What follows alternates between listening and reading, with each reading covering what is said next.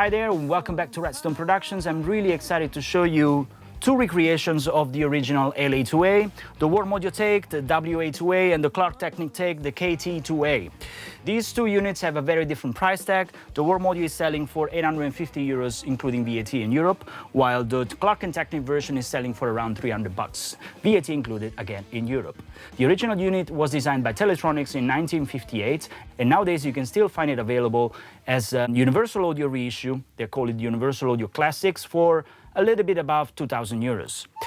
What's really exciting about this style of compression is that it basically relies on an optocell, differently from any other compressor you see in our racks. Depending on the attack and the release of any transient coming in, so depending on the program, in other words, it's going to change the way it behaves. It's trying to emulate the most possible transparent compression. It was initially meant to be working for broadcast operations, so it's there just to be as invisible and transparent as it can possibly be. But on the other side of the spectrum, we also have an output gain to make up the gain that you will lose when the dynamics are engaged. And this is a tube-based gain amplifier. That means it's pretty colorful. Now, I haven't opened up yet these units. We are about to do that, but I can tell you that they don't differ so much in terms of build. And to be honest, the fact that I could afford two of the Klark Teknik for the price of, or even less, for the price of the warm audio, it's a pretty cool deal. All in all, these units will be shoot out on bass, vocals, and acoustic guitars mainly. So without further ado, let's just play some material through the units and let's see what you guys think.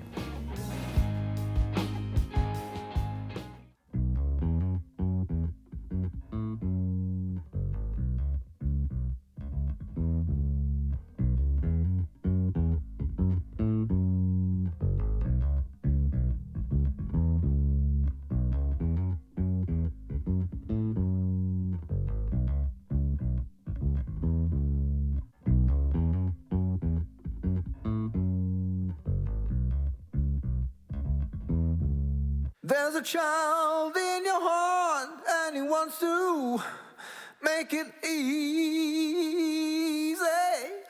There's a child in your heart and he wants to make it easy. There's a child in your heart and he wants to make it easy. There's a child in your heart and he wants to make it easy. If you hold that power in your hands, you shouldn't be such a selfish man. Just listen to me, I got few words to say. If you hold that power in your hands, you shouldn't be such a selfish man. Just listen to me, I got few words to say. If you hold that power in your hands, you shouldn't be such a selfish man. Just listen to me, I got few words to say. If you hold that power in your hands, you shouldn't be such a selfish man. Just listen to me, I got few words to say.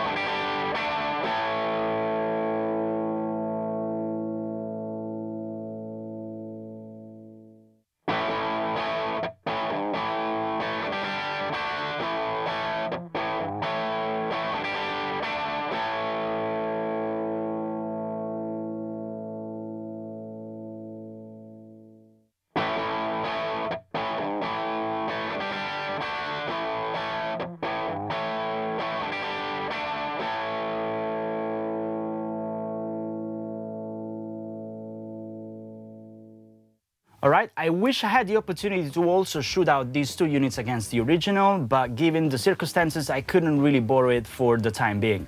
So all in all, I must say these units are pretty extraordinary. At these price points, you cannot really go wrong with any of those two. The quality itself, again, for the money you're paying, it's pretty outstanding. I'm sure there's a lot of people out there on the forum kind of suggesting to do mods to even push these circuits into what they are originally meant to be doing, with extra valves and extra expensive components. All in all, when it comes down to compress in the most transparent way, acoustic guitar, vocals and bass, you cannot really go wrong with any of these two.